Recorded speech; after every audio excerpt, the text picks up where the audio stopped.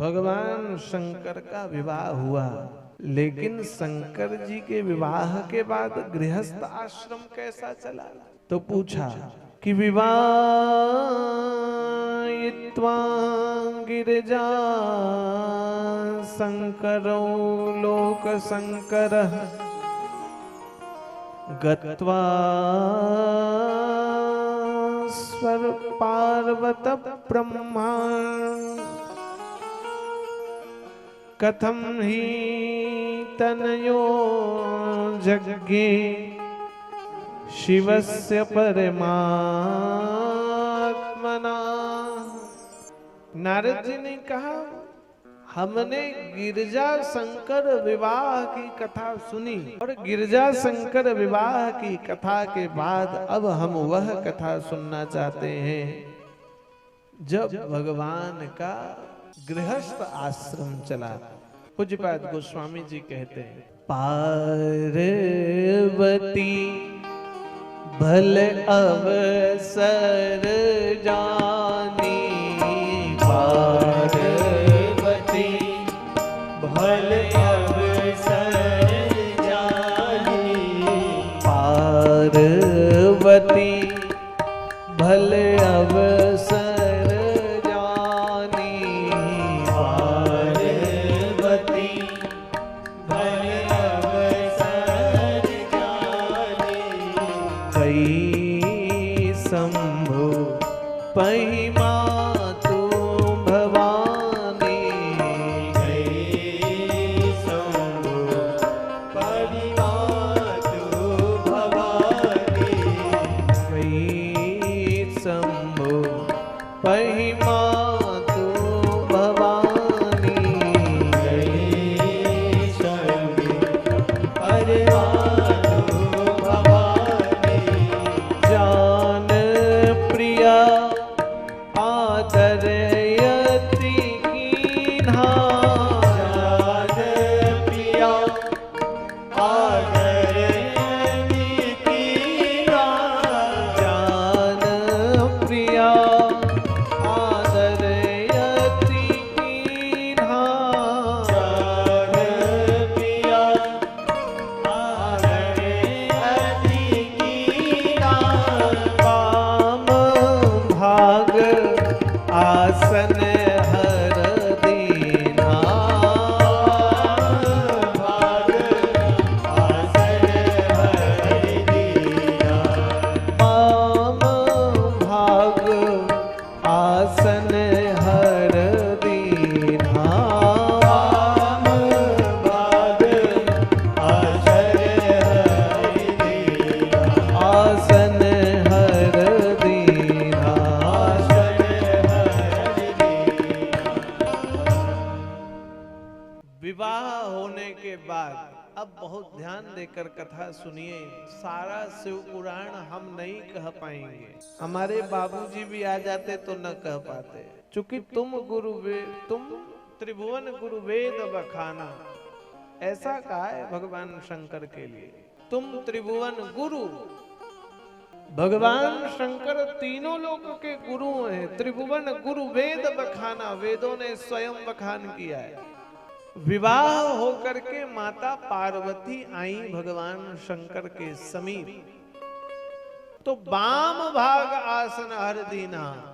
ध्यान रखना माताएं, बाएं भाग पर माताएं तब आकर बैठती या खड़ी होती हैं जब कोई विशेष कर्म होना हो, नहीं तो दाएं तरफ माताएं खड़ी होती हैं, दाएं तरफ बैठती हैं। कोई विशेष बात होने पर आचार्य बाएं भाग पर, वाम भाग आसन हर दीना। सती को भगवान ने बगल में नहीं बैठाया। रामचरितमानस और शिव पुराण कहते कि भगवान ने सती को सन्मुख हर आसन दीना, सती को सदैव अपने सामने बैठाया, लेकिन पार्वती को वाम भाग आसन हर दीना, वाम भाग पर बैठाया।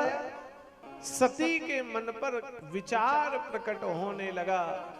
पूर्व जन्म कथाचित आई, पूर्व काल का विषय स्मृति आई। मैं सती थी, परित्याग हुआ, इत्यादि इत्यादि प्रसंग होने लगा।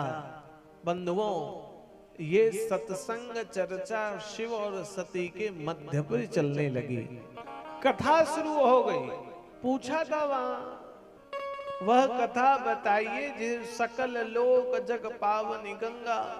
भगवान शंकर अमर कथा गाने लगे, पार्वती के पूर्व जन्म की कथा का विस्तार करने लगे।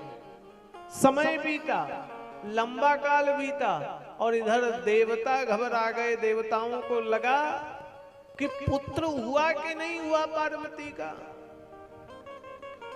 चूंकि पार्वती अंश शिव अंश ही ताड़कासुर का वध करेगा, ऐसा आशीर्वाद ताड़कासुर को मिला हुआ है। देवता ब्रह्मा जी के पास गए। ब्रह्मा जी ने कहा विधाता का विधान हमारे हाथ पर तो है नहीं, विष्णु भगवान बताएंगे। विष्णु भगवान के पास गए तो विष्णु भगवान ने कहा मुझे भी पता नहीं शिव का अंश आया कि नहीं आया। तो समस्त देवता ब्रह्मा और विष्णु सहित चल पड़े। बंधुओं, कहां? जहां भगवान शंकर का वास रहता है, कैलाश। कैलाश पर जाकर जैसे ही पहुंचे, कैलाश के दरवाजे देखा तो नंदी भृंगी आदि सब खड़े। भगवान ने पूछा नंदी भृंगी से कि भगवान शंकर कहाँ है? भगवान शंकर किधर है? नंदी भृंगी ने कहा बाबा का जब से विवाह हुआ है तब से बाबा तो दिखाई नहीं दे रहे। कैलाश से न जाने कहां जाकर छुप गए, हम जान नहीं पा रहे। विष्णु भगवान ने कहा देखो नंदी भृंगी, बाबा से मिलना जरूरी है। यदि बाबा से न मिलेंगे तो देवों का काम नहीं होगा। हमने संकल्प लिया है देव कल्याणार्थ, देव का कल्याण करेंगे, धर्म की स्थापना करेंगे, असुरों का नाश करेंगे। लेकिन बाबा का यदि पता न चलेगा तो यह संभव नहीं है।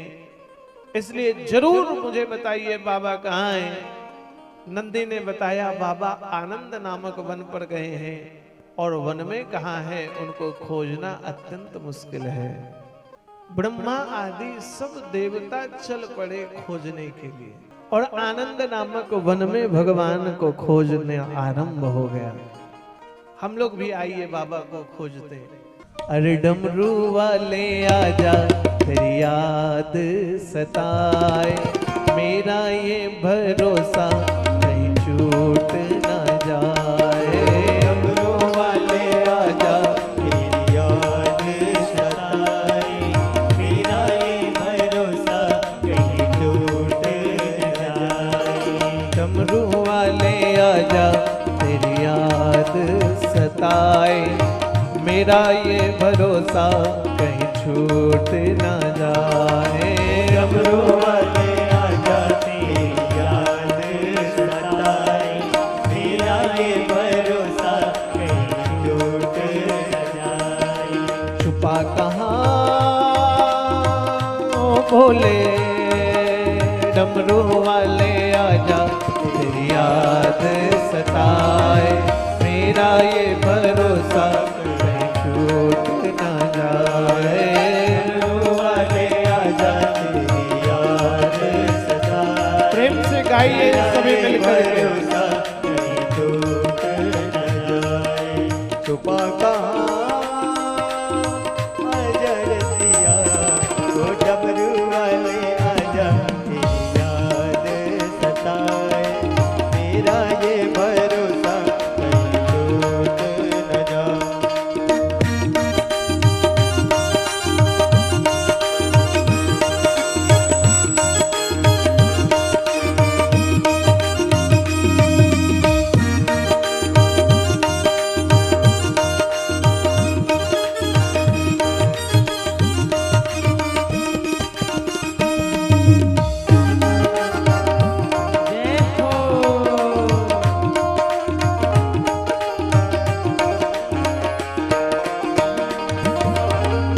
दिल की ये धड़कन गीत तेरी गाए, रोती है अखियां नींद बहाए।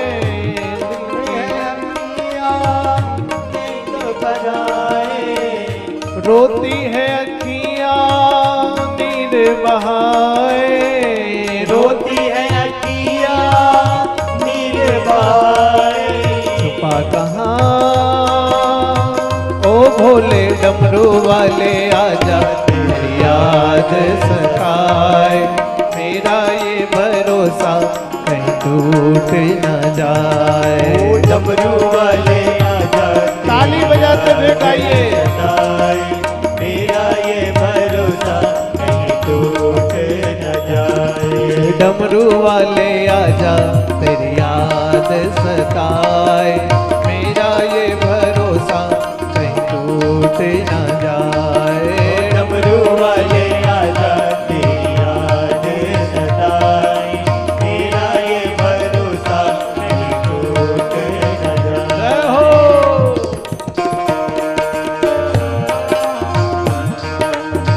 बोलिए शंकर भगवान की जय हो।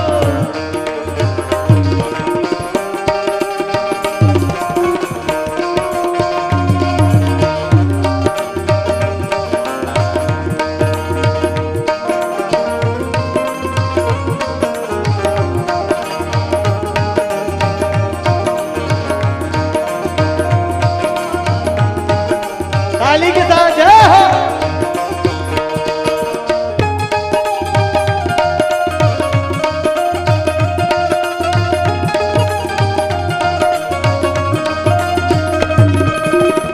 मन ये पुकारे दिल के सहारे, नैना हमारा तेरे रास्ता निहारे।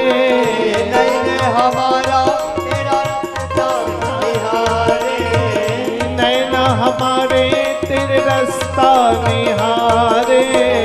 नैना हमारे तेरे रास्ता निहारे।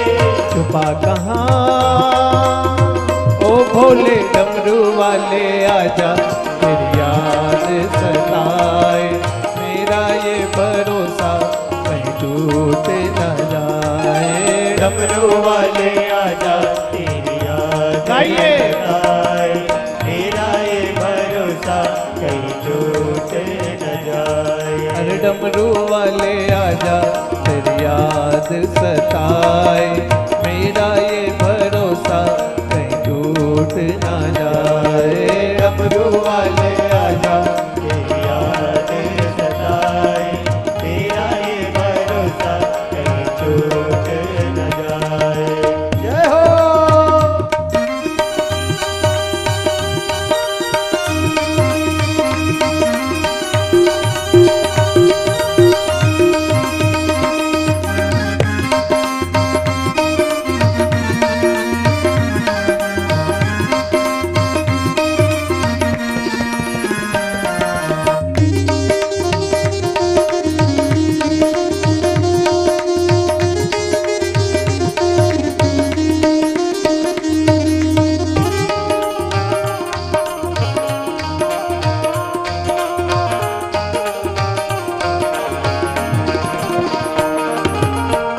दिल की ये धड़कन गीत तेरी गाए, रोती है अखियां नीर बहाए। रोती है अखियां नीर बहाए, रोती है अखियां नीर बहाए। रोती है अखियां नीर बहाए। छुपा कहाँ ओ भोले डमरू वाले आजा तेरी याद सताए, मेरा ये भरोसा कहीं टूट न जाए। डमरू वाले आजा तेरी प्रेम से गाइए। सताए, मेरा ये भरोसा कहीं टूट न जाए। डमरू वाले आजा तेरी याद सताए, मेरा ये भरोसा कहीं टूट न जाए। डमरू वाले आजा तेरी याद सताए, मेरा ये भरोसा कहीं टूट न जाए। डमरू वाले आजा तेरी याद सताए, मेरा ये भरोसा कहीं टूट न जाए। डमरू वाले आजा तेरी याद सताए,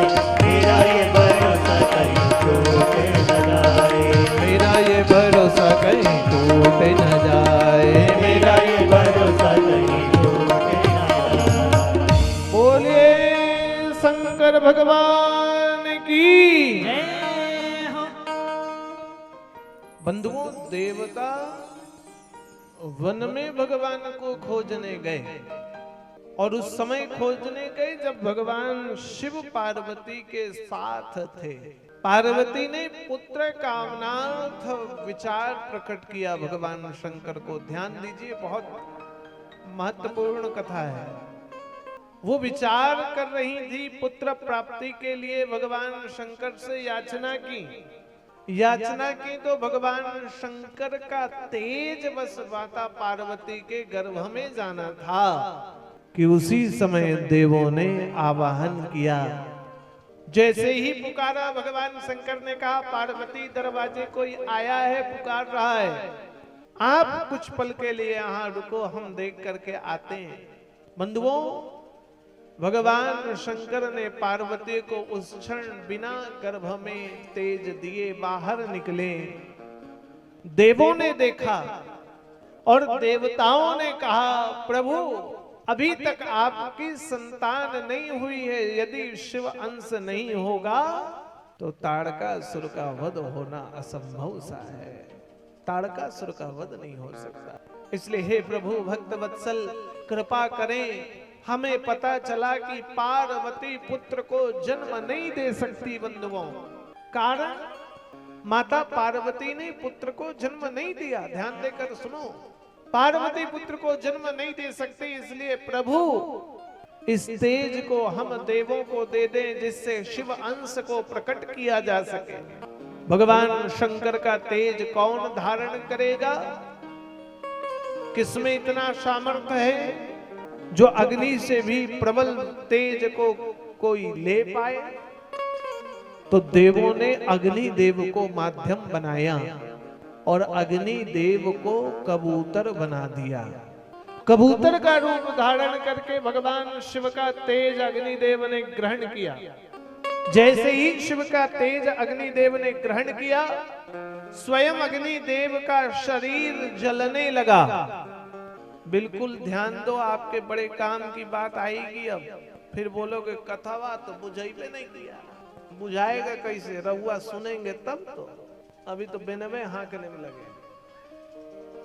ध्यान दीजिए, बिल्कुल इधर उधर लटका और कट्ठा सटका।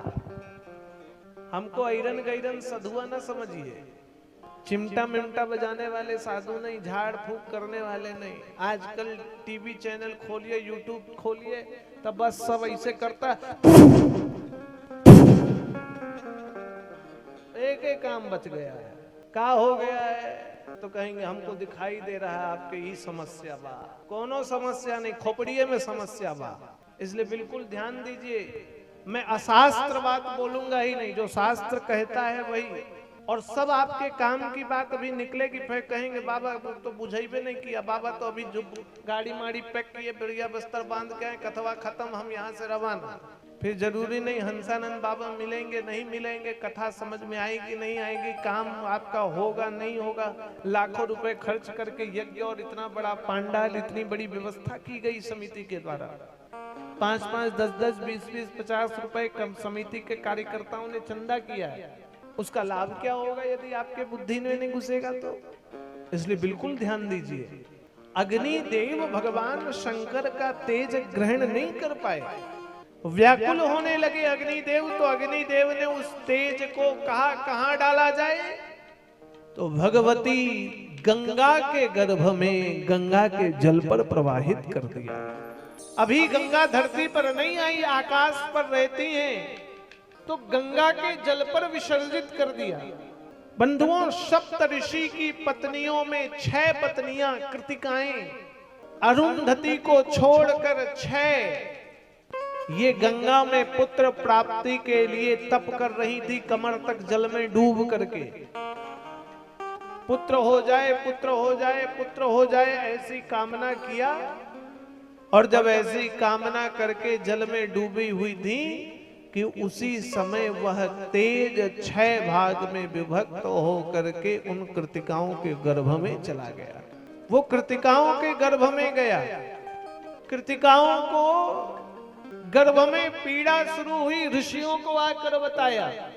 ऋषियों ने आंख मूंद कर देखा तो कहा आपके गर्भ में शिव अंश तेज आ चुका है। कृतिकाओं ने कहा कोई बात नहीं, ये पुत्र के रूप में हम इन्हें प्राप्त करेंगे। लेकिन ऋषि कृपा से सभी के गर्भ को एक स्थान पर एकत्रित करके एक श्रेष्ठ पुत्र को जन्म दे दिया गया। एक पुत्र, माताएं कितनी हो गई? 6। इधर वाले ध्यान से सुने, उधर वाले के खोपड़ी के ऊपर से पार। 6 माताओं के गर्भ के तेज को एक स्थान पे इकट्ठा करके एक पुत्र कर दिया। माताओं ने कहा एक पुत्र और माताएं 6, कौन दूध पिलाएगा कौन नहीं पिलाएगा? तो पुत्र के मस्तक में 6 मस्तक जागृत हो गए।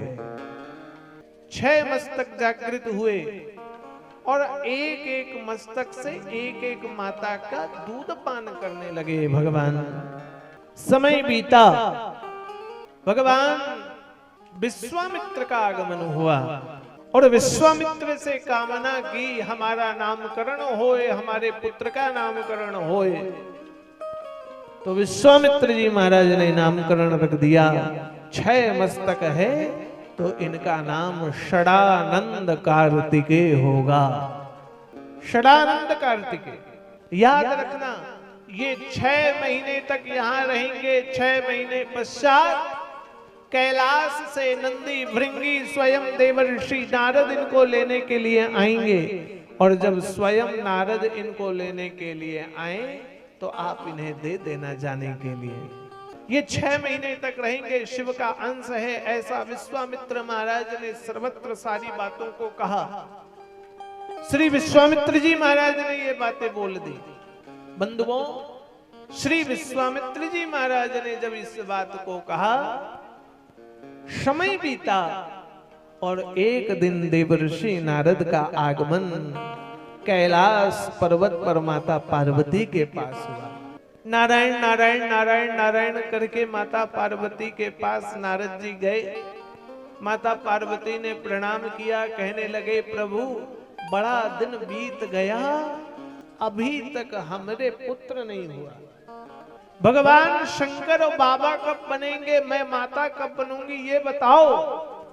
देवर्षि नारद ने कहा बुरा न मानना माते, तो आप माता नहीं किंतु भोलेनाथ जी बाबा बन चुके हैं। कैसे? तो कारण बता दिया। देवों ने छल किया है, आपके तेज को गंगा पर डाला तो गंगा ने पुत्र को जन्म दे दिया है। ऋषियों के यहाँ उनका संतान के रूप में षडानंद कार्तिकेय नाम हुआ। भगवती जगदम्बा को क्रोध आया और उन्होंने सकल देव सहित अग्नि देव को श्राप दे डाला। हे देव, आज जगदम्बा आपको श्राप देती है, मेरे पुत्र को ना होने के लिए आप पीछे बढ़े, इसलिए आज के बाद आपकी कोई संतान नहीं होगी। अग्निदेव को भी श्राप दे दिया। हे अग्निदेव, मैं तुम्हें श्राप देती हूं, तुम अपूज्य हो जाओगे। जैसे ही ऐसा श्राप दिया तो स्वयं ब्रह्मा, स्वयं विष्णु, स्वयं इंद्र आदि समस्त देव, समस्त अग्नि आदि वरुण आदि देव सब भगवती जगदम्बा के पैरों को पकड़कर गिड़गिड़ाने लगे। माता क्षमा कर दें, हम देव कल्याणार्थ आए थे, आपने व्यर्थ पाप, आपने व्यर्थ श्राप दे दिया। स्वयं अग्नि देव श्रापित हो गए। भगवती शांत हुई और जगदम्बा ने कहा कि सुनो देवों, आपकी संतान तो नहीं होगी, लेकिन हमारे संतान आप देवों की संतान ही कहलाएगी। अग्निदेव, आपको मैंने अपूज्य होने का श्राप दिया है, तो याद रखना अग्निदेव, आप अपूज्य तो होंगे ही, लेकिन आप सर्व पूज्य भी होंगे। आप देवों का मुख होंगे। आप में ही आहुतियां डालकर देव उस प्रसाद को पाया करेंगे। पूज्य के अपूज्य के साथ पूज्य स्थानों में भी आपकी पूजा होगी। इसलिए शमशान की चिता पर जो अग्नि होती है वो अपूज्य। शमशान की चिता की अग्नि तापने के बाद व्यक्ति को स्नान करना पड़ता है, लेकिन वही यज्ञ कुंड की अग्नि पर चले जाने के बाद व्यक्ति का शरीर निर्मल और पवित्र हो जाता है। दो अग्नि हुई कि नहीं हुई? अरे हाँ ना कुछ तो कहो। एक अग्नि अपूज्य जो कूड़ेदान में जल रही है, एक अग्नि जो हाथ पर दीपक पर जल रही है। इसलिए ऋग्वेद कहता है अग्नि मीणे पुरोहितम जज्जस देव अमृतम होतारम रत्न धातमम। अग्नि को बंधुओं देवों का मुख माना। कान खोलकर सुनो, देवों का मुख अग्नि है, इसलिए देवों को कुछ भी खिलाना है तो अग्नि पर डाला जाता है। अग्नि पर मंदिर में पेड़ा भगवान के मुंह पर चिपका के आ जाओ, चींटी खाएंगी, लेकिन वही पेड़ा आग में डाल दो तो। ध्यान रखो, जिनके घर में 5 अन्न का प्रसाद अग्नि में डाला जाता है, उनके घर में रोज देव आकर भोजन ग्रहण करते हैं। 5 टुकड़ा।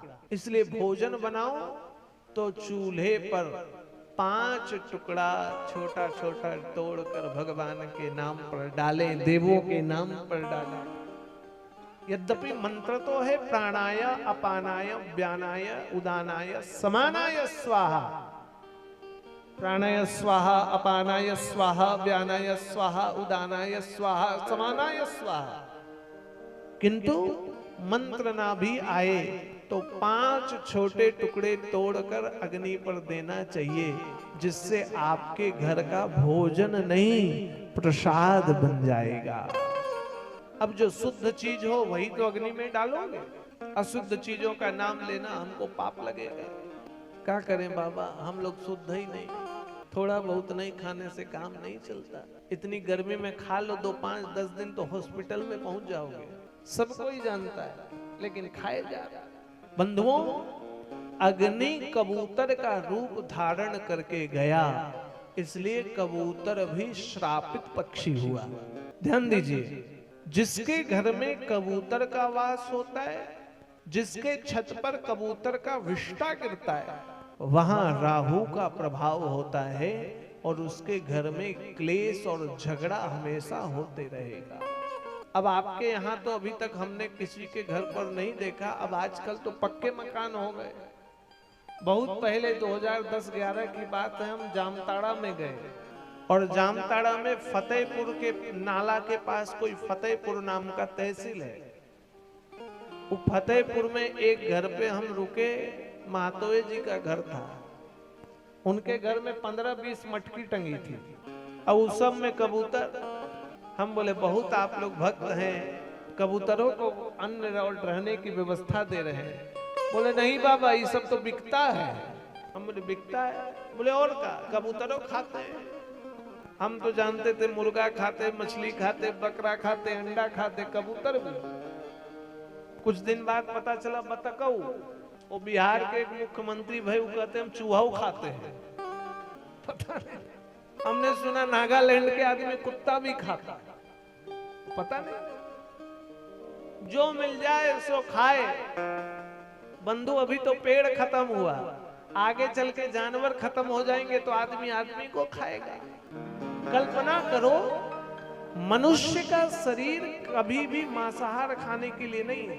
मांसाहार जीव जो भी होगा वो जीभ से पानी पीता है। कुत्ता देखो, शेर देखो, शियार देखो, और वहीं गाय को देखो, वहीं बकरी को देखो, वो मुंह डुबाकर पानी पिएगी। और मांस खाने वाला व्यक्ति जीभ से। हमारी रचना भी अलग है। अब हम गाय और बकरी जैसे पानी पीते हैं कि कुत्ता जैसे जीभ ही निकाल के चटर चटर करते हैं, लेकिन खाने के बाद उंगली जरूर जीभ में। शरीर मनुष्य का, काम उधर का।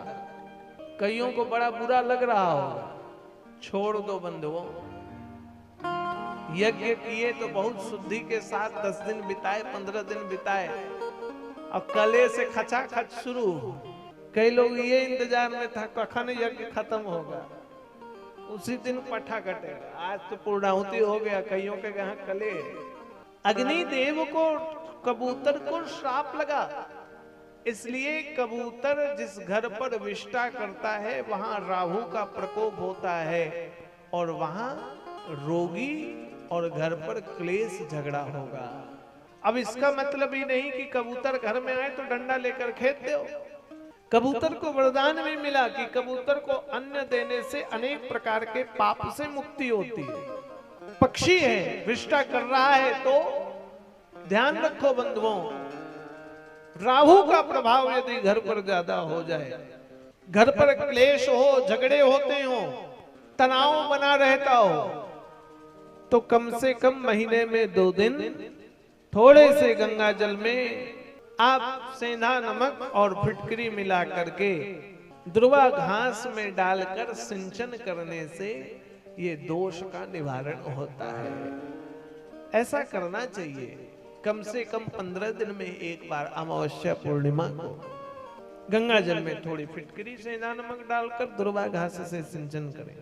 और फिर भी यदि क्लेश शांत ना हो, घर का वातावरण ठीक ना रहता हो, तनाव रहता हो, तो कपूर के टुकड़ों को लाल कपड़े में बांधकर घर के 4 कोनों पर रख देना चाहिए। 4 कोने पर रखने से ठीक होता है। कई बार आदमी कहते हैं गुस्सा बहुत आता है, झगड़ा बहुत होता है, क्लेश बहुत होता है, तो बंधुओं ऐसे लोगों के घर में शाम के समय भगवान की कर्पूर से आरती करनी चाहिए। और वही बोले कर्पूर गौरम करुणावतारम संसार सारम भुजगेंद्रहारम सदा वसंतम हृदयारविंदे भवम भवामि सहितम नमामि। जिनके घर पर क्लेश ज्यादा रहता है, झगड़ा ज्यादा होता है, तनाव रहता है, वो शाम में कपूर की आरती करें भगवान की। थोड़ा सा कपूर की आरती, 1 कपूर की गट्टी बट्टी से आरती करें। देवों ने प्रार्थना किया तो भगवती जगत जननी जगदम्बा ने कहा मेरे पुत्र को लाया जाए। कौन जाएगा? तो नंदी भृंगी को भेजा गया। देवर्षि नारद साथ गए और देवर्षि नारद जब गए तो वो कृतिकाएं छोड़ना नहीं चाहती थी, लेकिन गंगा के कहने पर छोड़ा।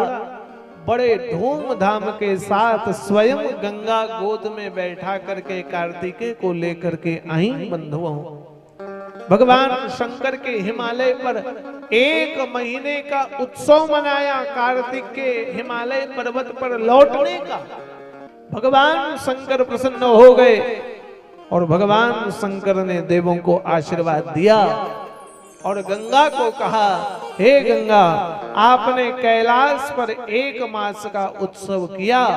आज से ब्रह्मा के पंचांग में यह कार्तिक के नाम से जाना जाएगा मास, और इस कार्तिक के मास में गंगा स्नान का अत्यंत महत्व होगा। इसलिए बंधुओं, कार्तिक का महीना अत्यंत प्रिय है। कार्तिक में किया गया कर्म, कार्तिक में किया गया दान, कार्तिक में किया गया धर्म, कार्तिक में किया गया भजन 100 गुना अधिक फल को प्रदान करता है। इसलिए कार्तिक की महिमा है। बहुत लोग कार्तिक में व्रत करते हैं और कार्तिक में स्नान करते हैं। गंगा स्नान करने लोग जाते हैं कार्तिक पे। गंगा स्नान ना हो तो नदी में स्नान करते हैं। और बंधुओं, बहुत लोग गंगा जल डाल करके घर में ही स्नान करते हैं। एक छोटी सी त्रुटि क्या करते हैं, गंगा जल जल में नहीं डाला जाता है, गंगा जल में जल डाला जाता है। बात समझ में आई? गंगा जल जल में नहीं डाला जाता है, गंगा जल में जल, यानी गंगा का स्नान करना हो तो पहले खाली पात्र में गंगा जल डाले, फिर जल डाले। बहुत लोग जल में गंगा जल डालते, ऐसा नहीं। अच्छा, दूध में पानी मिलता है कि पानी में दूध? दूध में पानी में दूध मिलाता है क्या कोई? पानी में दूधवा का मिलाएंगे, दूध में पानी। इसलिए गंगा जल में जल को मिलाकर स्नान करते हैं लोग कार्तिक में। जैसे श्रावण में कुछ उल्टा कर्म नहीं किया जाता है, उस प्रकार कार्तिक में भी ऐसा उल्टा कर्म नहीं करना चाहिए। गंगा के स्नान की महिमा कही, तभी भगवती गंगा ने कहा, हे प्रभु, श्रावण का महीना आपको अत्यंत प्रिय है, आपने कार्तिक में मेरी महिमा बढ़ाई, तो श्रावण में मेरा जल जो आपके माथे पर चढ़ाया करेगा वह मोक्ष को प्राप्त हो जाएगा। तब से लोग कांवड़ की यात्रा श्रावण के मास पर शुरू कर दिए। तब से कांवड़ की यात्रा चलने लगी। ऐसे करके भगवान की यह अमृत लीला में कथा आगे बढ़ी। देवों के मन में आया कि कार्तिक को ले जाएं और कार्तिक राक्षसों का उद्धार करें। ताड़काक्ष का उद्धार होना चाहिए। यदि ये ताड़कासुर नहीं मारा जाएगा तो बहुत बड़ी समस्या हो जाएगी।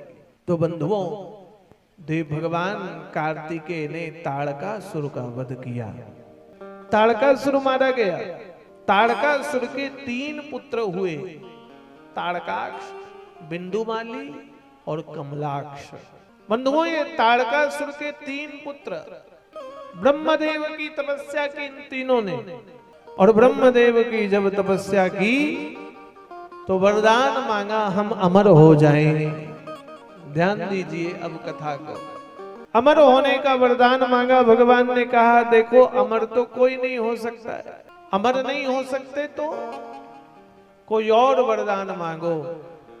तो ताड़काक्ष, कमलाक्ष और बिंदुमाली ने कहा हमें ऐसा वरदान दे कि जब हम तीनों एक स्थान पर हों, एक ही व्यक्ति एक ही अस्त्र से एक ही मुहूर्त पर एक समय में जब हमें मारेगा तभी हमारी मृत्यु होगी।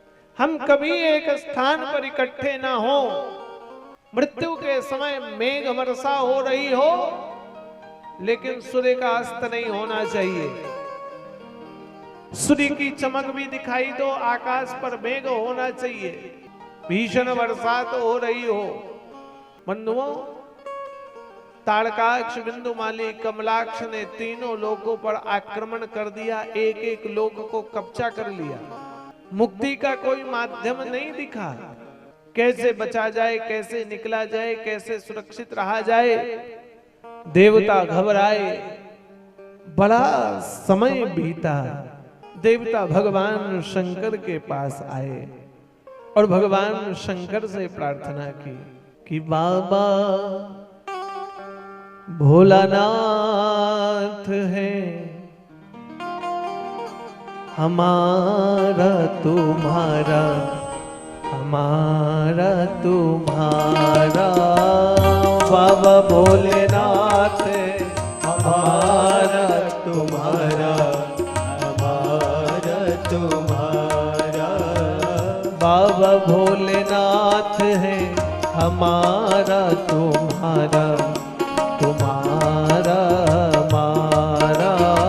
बाबा भोलेनाथ है हमारा तुम्हारा, तुम्हारा हमारा। जय भोले भंडारी गौरा के त्रिपुरारी।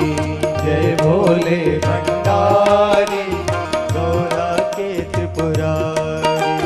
रखियो लाज हमारी गौरा के त्रिपुरारी। रखियो लाज हमारी गौरा के त्रिपुरारी। मन की इच्छा पूर्ण हो तो हो कल्याण हमारा। मन की इच्छा पूर्ण न हो तो हो कल्याण हमारा।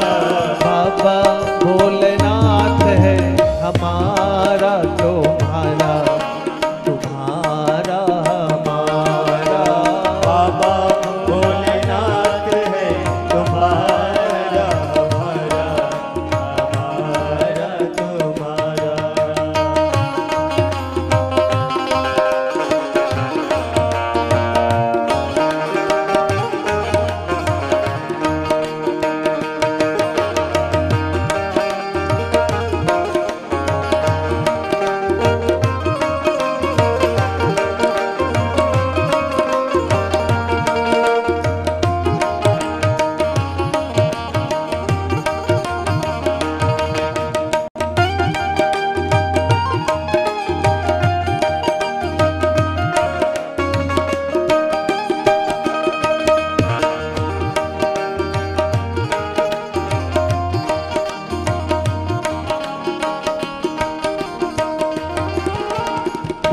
बनाने वाले सब तेरी है माया।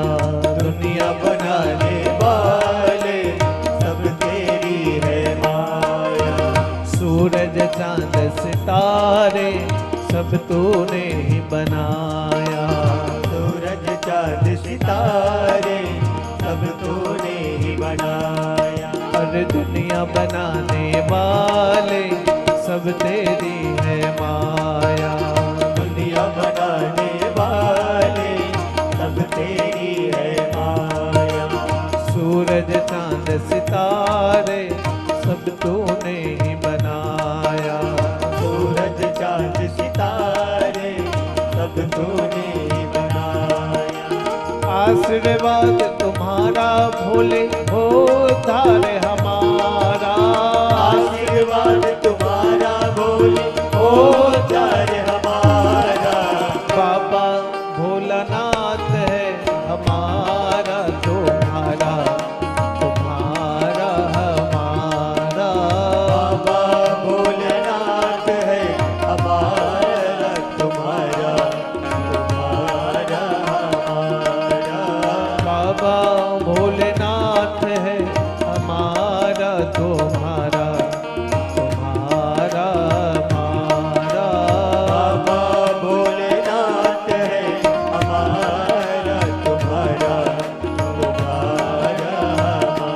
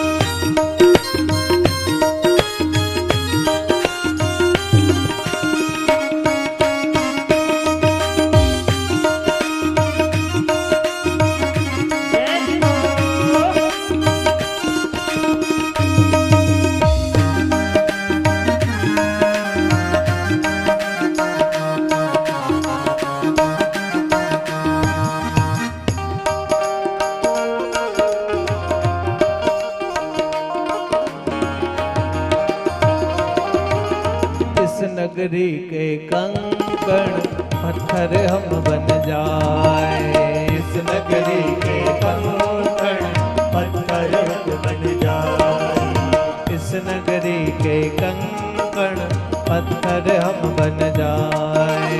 इस नगरी के कंकण पत्थर हम बन जाए। भक्त हमारे ऊपर चढ़ के मंदिर जाए।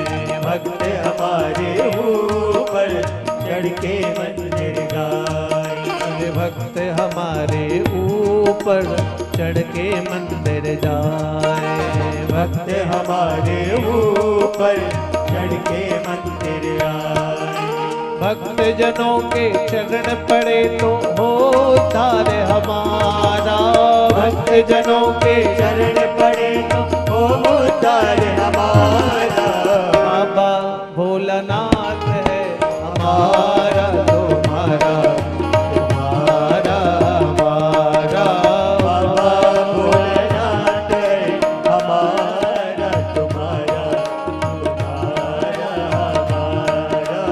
बाबा भोलानाथ है हमारा तुम्हारा, तुम्हारा हमारा। बाबा भोलेनाथ है हमारा तुम्हारा, तुम्हारा हमारा। जय भोले भंडारी गौरा के त्रिपुरारी। जय भोले भंडारी गौरा के त्रिपुरारी। रखियो लाज हमारी गौरा के त्रिपुरारी। रखियो लाज हमारी गौरा के त्रिपुरारी। मन की इच्छा पूर्ण हो तो हो कल्याण हमारा। मन की इच्छा पूर्ण हो कल्याण हमारा। बाबा भोलानाथ है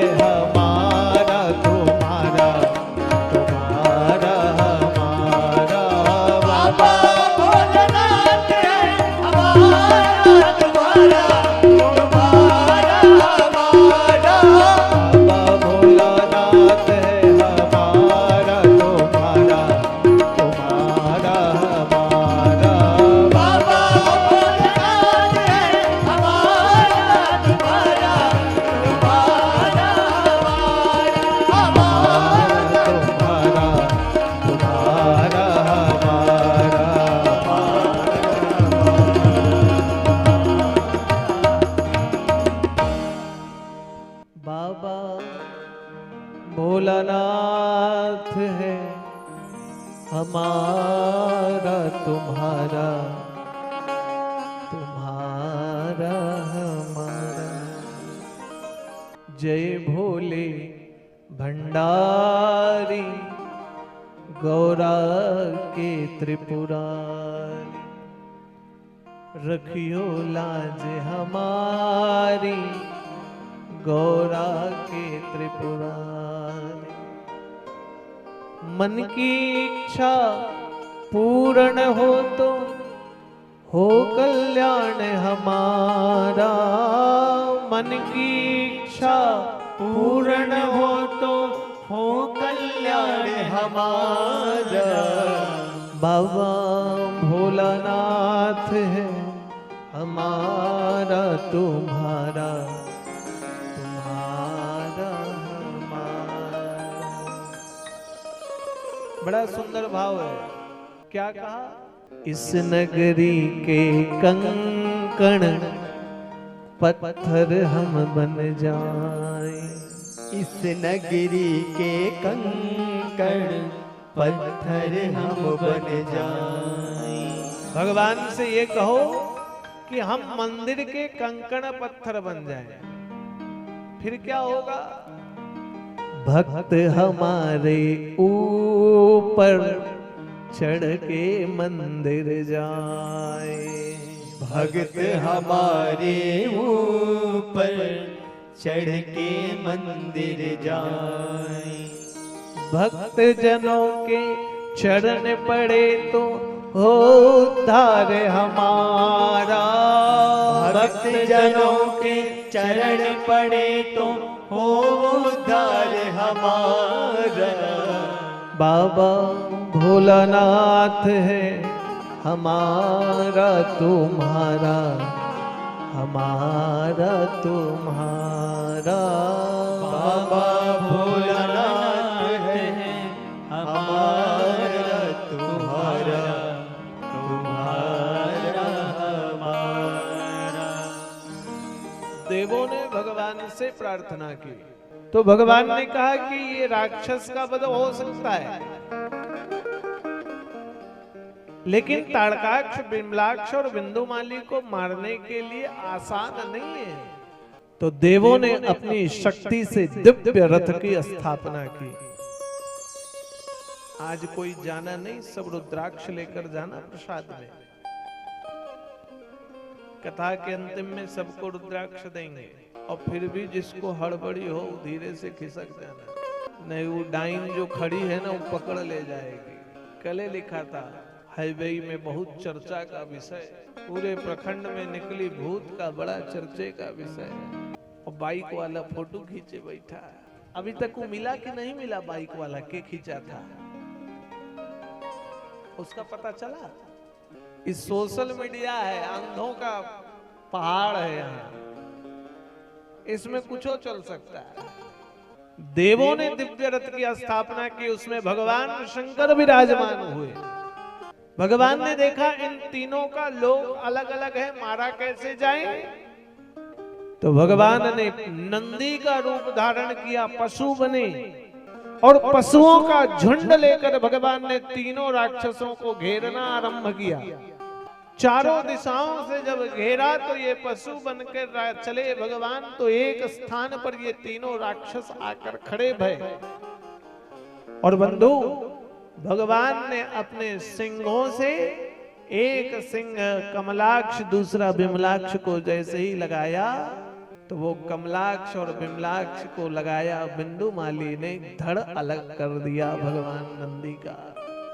तलवार चला दिया, मस्तक झटक करके पशुपति पर गिरा और पीठ का भाग केदार खंड पर गिरा।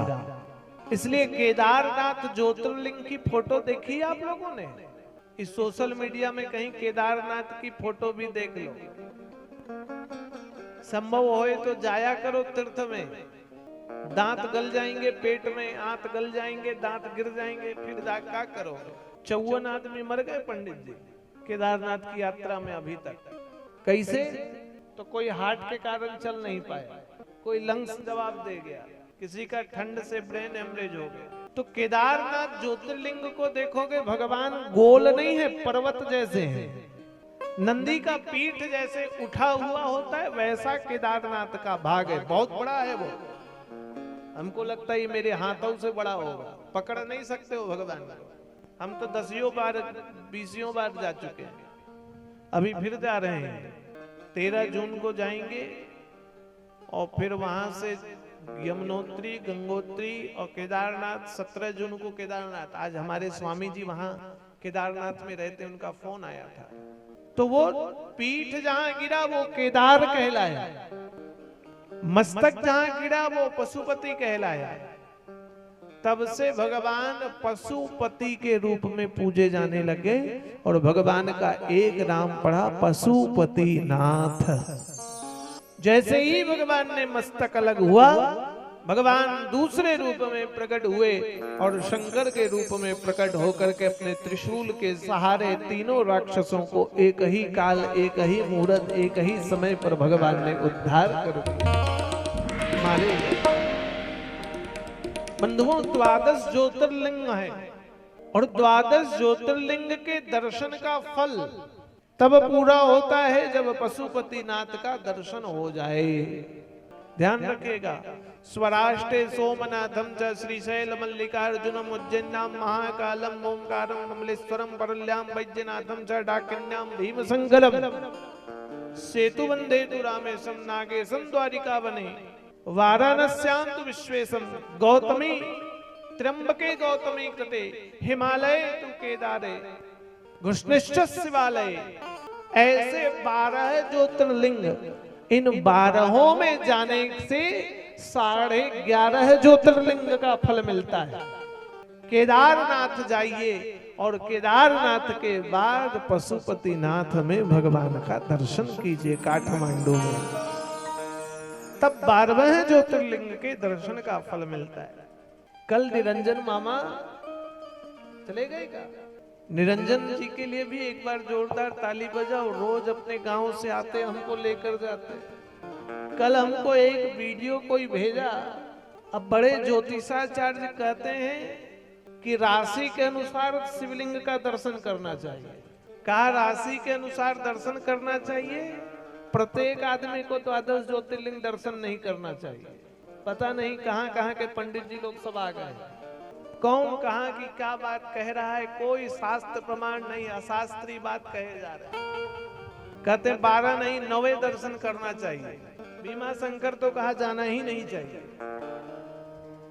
अब ऐसा ज्योतिर्लिंग जिसको भगवान ने बनाया वहां जाना ही नहीं चाहिए, ऐसा कोई शास्त्र कहेगा? लेकिन पता नहीं मूर्खों की फौज भारत में खड़ी हो गई। ऐसे लोग तो हमको मिले तो इन लोगों को चमीटा से मारा जाए।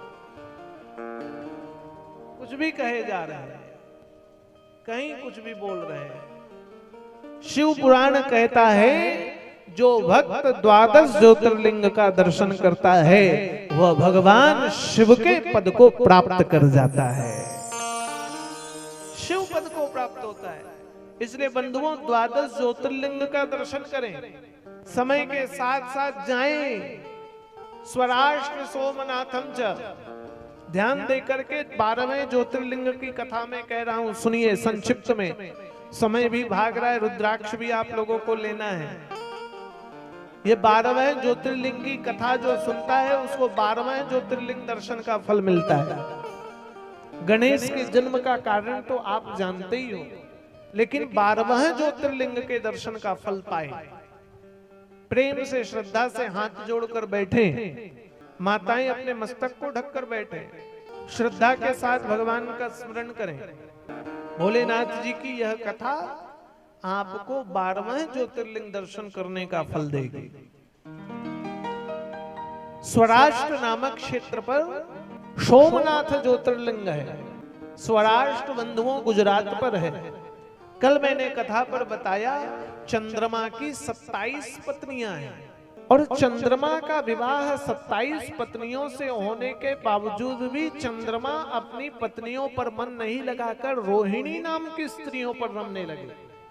और जब रोहिणी पर मन लगा तो दक्ष प्रजापति को क्रोध आया श्री दक्ष प्रजापति ने क्रोध में श्राप दे दिया चंद्रमा को, तुम मेरी बेटियों को छोड़कर दूसरे पर रम रहे हो, इसलिए तुमको कुष्ठ रोग हो जाएगा।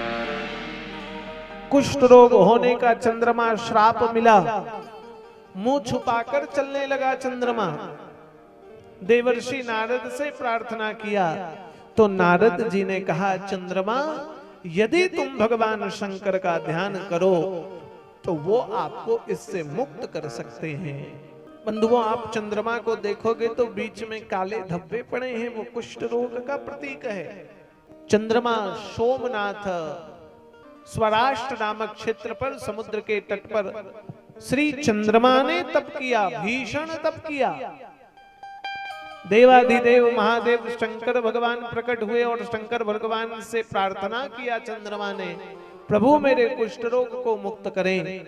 तो भगवान ने कहा, चंद्रमा मेरे जाने के बाद इस स्थान पर एक कुंड का प्राकट्य होगा, तुम उसमें स्नान करना तो कुष्ठ रोग से मुक्त हो जाओगे। चंद्रमा प्रसन्न हो गया और चंद्रमा ने कहा, प्रभु मेरा एक नाम सोम है, सोमवार की पूजा मेरे लिए होती है, लेकिन आपने मुझे कुष्ठ रोग से मुक्त होने का उपाय बताया, तो आज से मैं अपना वार आपको समर्पित कर देता हूं। और तब से सोमवार को भगवान शिव की पूजा शुरू हो गई। चंद्रमा ने स्नान किया, कुष्ठ रोग से मुक्त हुआ। जिस स्थान पर भगवान ने दर्शन दिया वहां सोमनाथ ज्योतिर्लिंग की स्थापना भई। स्वराष्ट्र सोमनाथम च श्रीशैल मल्लिकार्जुनम, दूसरा ज्योतिर्लिंग मल्लिकार्जुन कहलाया। आंध्र प्रदेश में श्रीशैल पर्वत पर मल्लिकार्जुन ज्योतिर्लिंग है। बंधुओं, कार्तिकेय भगवान का विवाह नहीं हुआ, लेकिन माता पार्वती और भगवान शंकर ने गणेश जी का विवाह कर दिया। कार्तिकेय बड़े थे, गणेश जी की पत्नी का नाम हुआ रिद्धि सिद्धि, 2 पुत्र हुए, शुभ लाभ। एक दिन माता पार्वती ने कार्तिकेय भगवान को डांट दिया, कार्तिकेय तू मेरे गर्भ से जन्म नहीं लिया तो मेरी बात नहीं सुनता है, तू नटखट है। कार्तिक भगवान को अंदर टीस थी कि माता मुझे प्रेम कम करते, पिता मुझे प्रेम करते हैं। और पार्वती के इस प्रकार कहने पर, माता पार्वती के इस प्रकार कहने पर कार्तिकेय को बुरा लगा और हिमालय को छोड़ करके वो श्रीशैल पर्वत पर चले गए। माता पार्वती और भगवान शिव ने बहुत मनाया, फिर भी नहीं आए।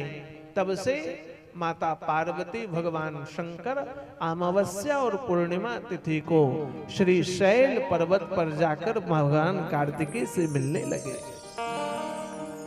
तब से वहां श्रीशैल मल्लिकार्जुनम,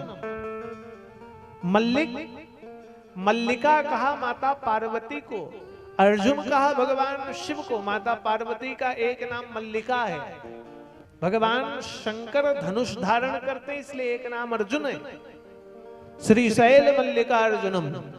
बंधुओं, आद्यगुरु शंकराचार्य भगवान श्रीशैल मल्लिकार्जुन में तपस्या की और ब्रह्म ज्ञान को प्राप्त किए। ऐसे श्रीशैल मल्लिकार्जुनम। उज्जैन्याम महाकालम, तीसरा ज्योतिर्लिंग उज्जैन हुआ। उज्जैन ज्योतिर्लिंग की स्थापना कैसे हुई? एक भीषण विलक्षण राक्षस हुआ। वह राक्षस परम पराक्रमी उस गांव उज्जैन नामक गांव पर, एक गांव में ब्राह्मणों की टोली थी। नित्य भगवान का पार्थिव शिवलिंग बनाकर अभिषेक किया करते थे। पार्थिव शिवलिंग का अभिषेक करते, राक्षस आया, उसने कहा ये बंद कर दो अन्यथा हम तुम्हें मृत्यु दंड दे देंगे। छोटे छोटे ब्राह्मण बालकों ने पूजा बंद नहीं किया और जैसे ही खड़ग हाथ पर उठाकर मारने के लिए चले तो वह पार्थिव शिवलिंग से महाकाल रूप में भगवान प्रकट हुए और राक्षस का उद्धार कर दिया। तब से उज्जैन में महाकाल नामक भगवान की स्थापना हुई। ओमकारम ममलेश्वरम,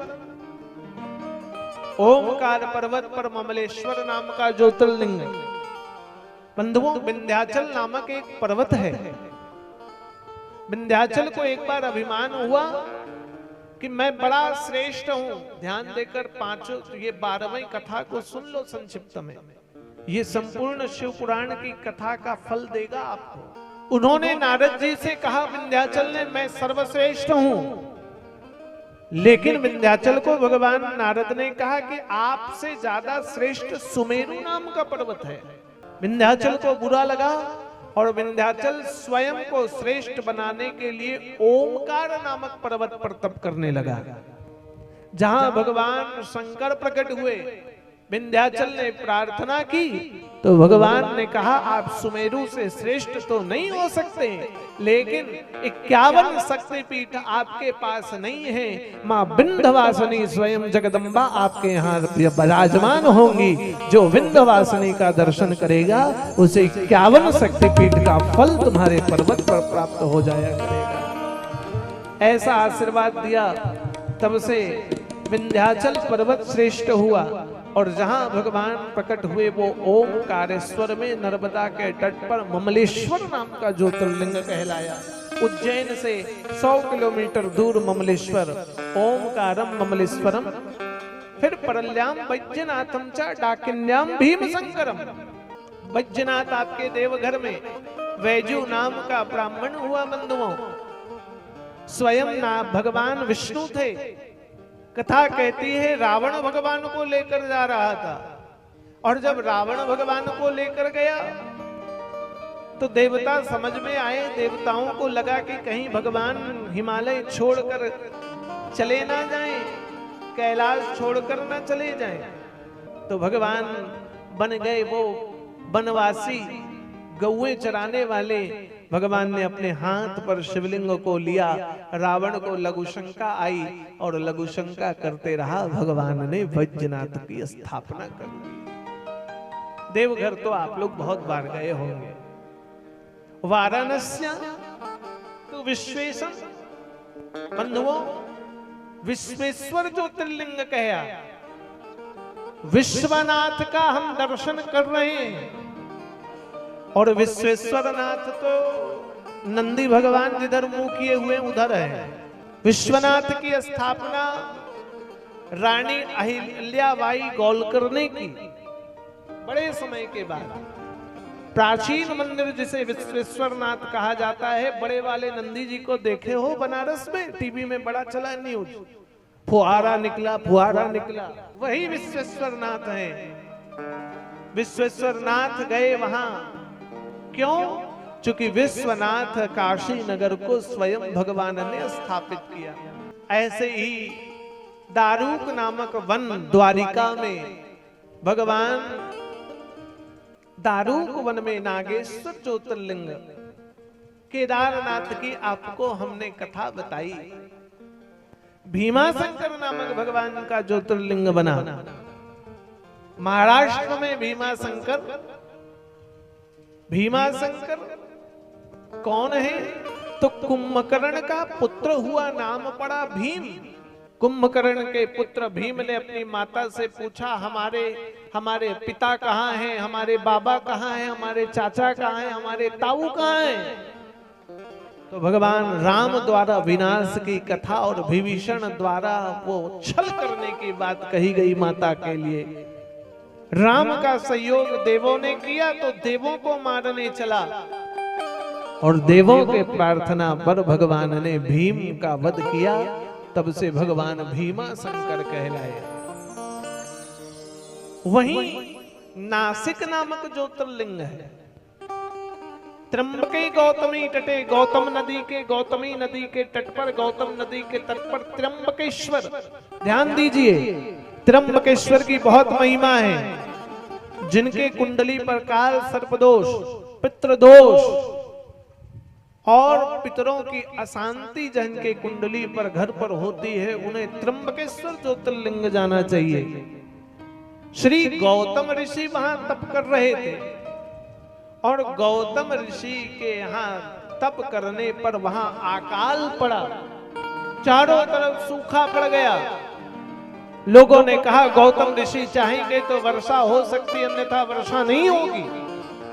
स्वयं गणेश भगवान गौ माता का रूप लेकर गए और गौ माता का रूप ले जाकर गौतम ऋषि के आश्रम के दरवाजे पानी के प्यास में तड़पने लगे। गौतम ऋषि दौड़ कर आए, एक आश्रम पर भी जल नहीं था और गाय के रूप में गौतम के गोद पर प्राणों को त्याग दिया। ऋषि गौतम को गौ हत्या का पाप लग गया। गौ हत्या से मुक्त कैसे हो? तो ऋषि गौतम को स्नान करना पड़ेगा। स्नान कहाँ करे? जल नहीं है। रोने लगे गौतम। भगवान शंकर का ध्यान किया तो भगवान शंकर ने कुशा से प्रकट किया कुशावत कुंड, और वहीं कुशावत कुंड से नदी बही जो गौतम के नाम पर विख्यात हुई। बंधुओं, उसी कुशावत कुंड में जो व्यक्ति स्नान करता है वो ब्रह्म हत्या, गौ हत्या, काल सर्पदोष, पितृदोष, अनेक प्रकार के दोष से मुक्त हो जाता है। वहां ऋषि गौतम ने भगवान शंकर की पूजा की, इसलिए वहां त्र्यंबकेश्वर कहलाए भगवान। त्र्यंबकेश्वरम, अंतिम में रामेश्वरम।